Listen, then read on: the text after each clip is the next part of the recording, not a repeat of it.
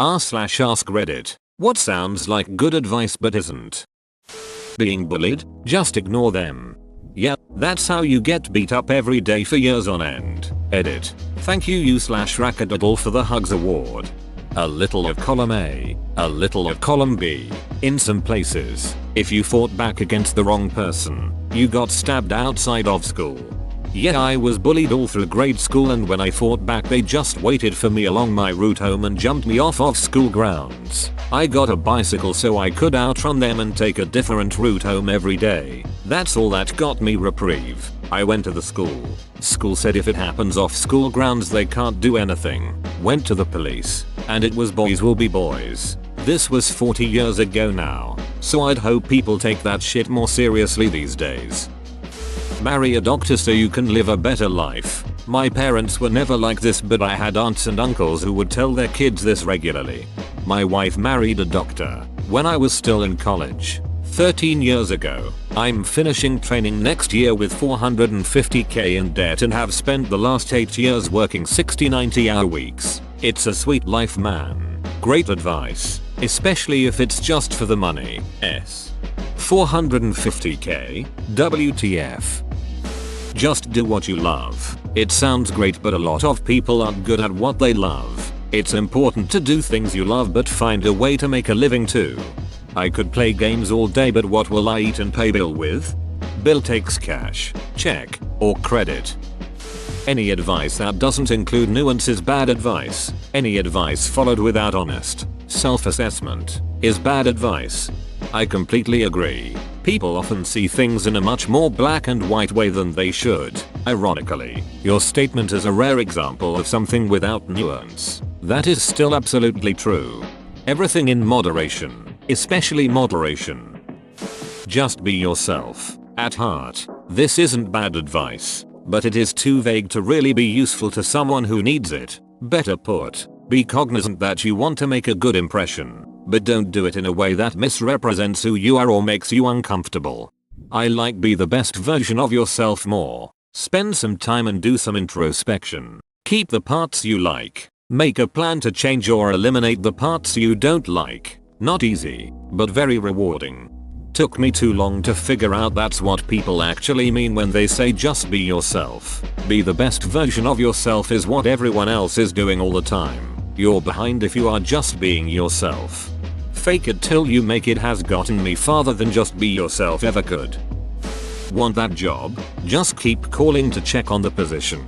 It ingrains you in the hiring manager's mind and makes them consider you more when your resume makes it to the top of their stack. How it really works: the manager goes through the stack of resumes, finds yours, and throws it out, then sends you a polite rejection email. You're meant to think the squeaky wheel gets the grease, but in reality, they just replace the wheel.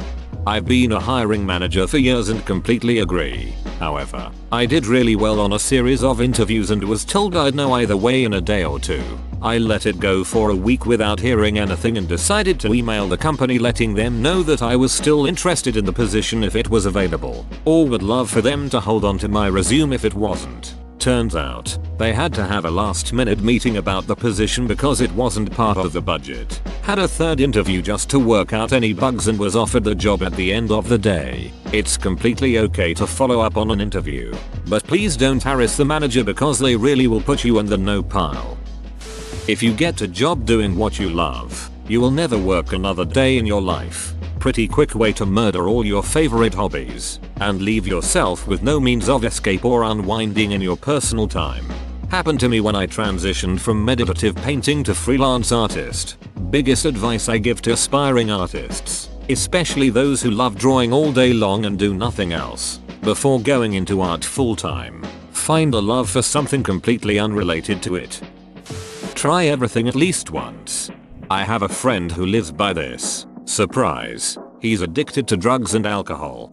Seems like he doesn't live by the once part then. Don't go to bed angry with your significant other. Sometimes you just need to sleep on things and take time to cool down. Especially if you're like me and grouchy AF when you're tired. Don't try to force a resolution to a conflict.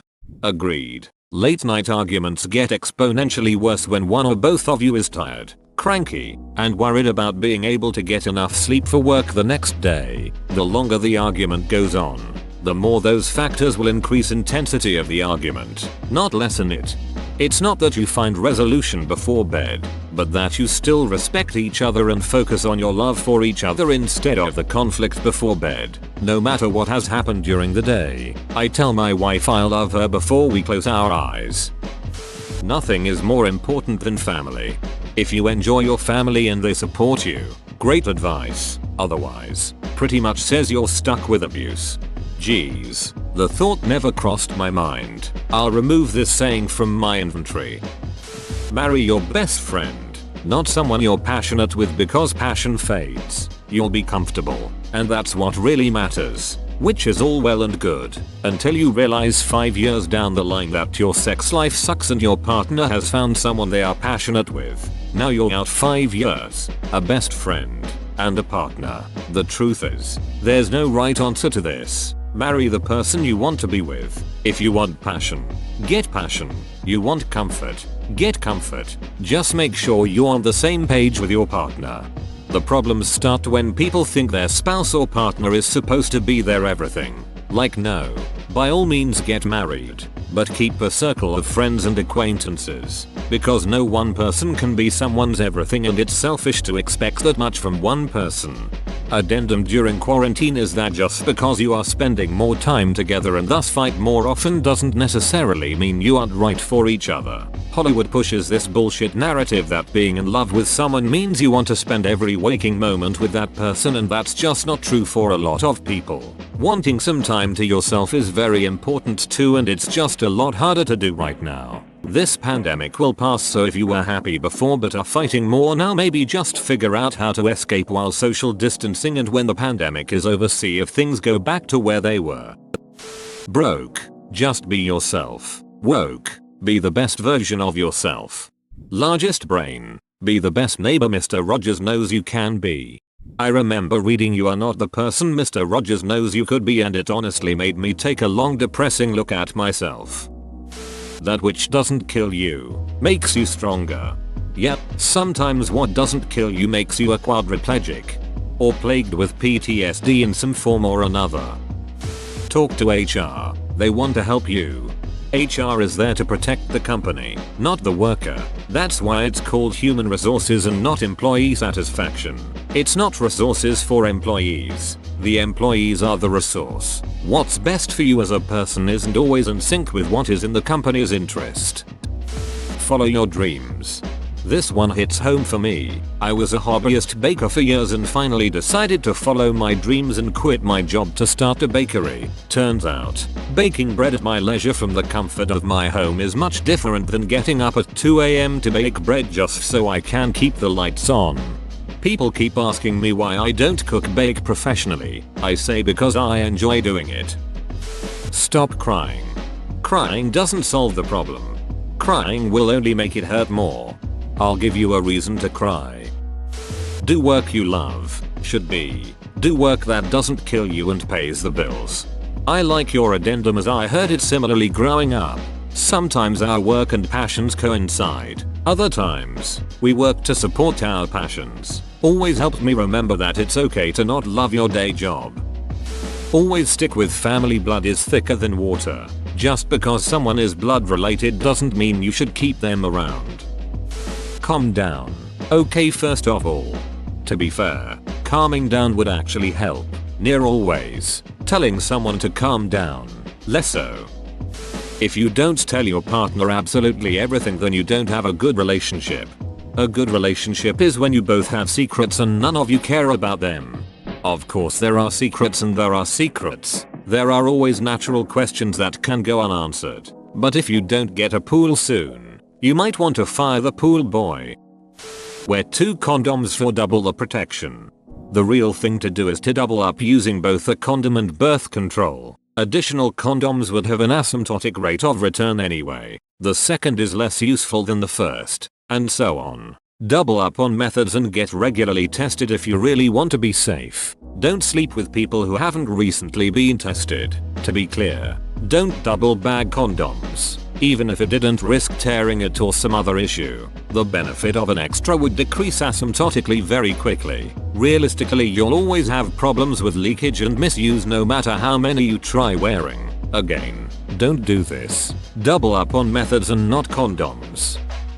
Forgive and forget. Always forgive, but forgetting only tells the person that you don't value yourself enough to not allow it to happen again. So no, I will forgive you and remember how you screwed me over, so that you can't do it to me again. Eat all the food on your plate.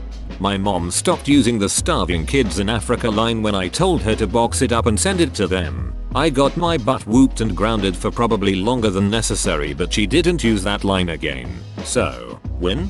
Mother tried the starving kids in India line and I had the same comeback.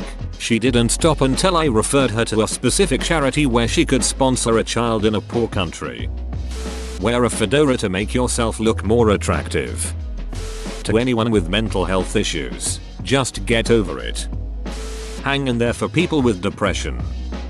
Never give up. Know when to give up. Listen to your elders. Last time I did this, I accidentally became a hitman, befriended a stripper, fought an anarchist, and got myself killed in a lab explosion. You shouldn't care about other people's opinions. Well, you should care enough to be a better person, care less to be a sane person. Any type of advice that tells you to abandon your lover over a fight unless it's abusive, of course. Listen, you can sometimes have tension with a lover that can last weeks. Sometimes you'll go to bed fuming at them. Don't just quit and leave. You're supposed to work it out. Think about what either if you are doing wrong, etc. I have seen wonderful relationships end because the couple dispersed the second one bump and the relationship happens. You can only die once. Don't judge a book by its cover. If it walks like a duck and quacks like a duck, it's a duck. You're fine the way you are. No, you're not. Nobody is. You should never stop trying to be better than you already are. If you're fat, depressed, miserable, weak, plateaued, addicted, anxious, unsuccessful, or aimless, then you're not fine the way you are, and never let anyone convince you otherwise. Whoa, you made it to the end? You're a ducking beast. I'll cut you a deal. Smash like and subscribe for more curated content, bruh. It's free and that's a great price.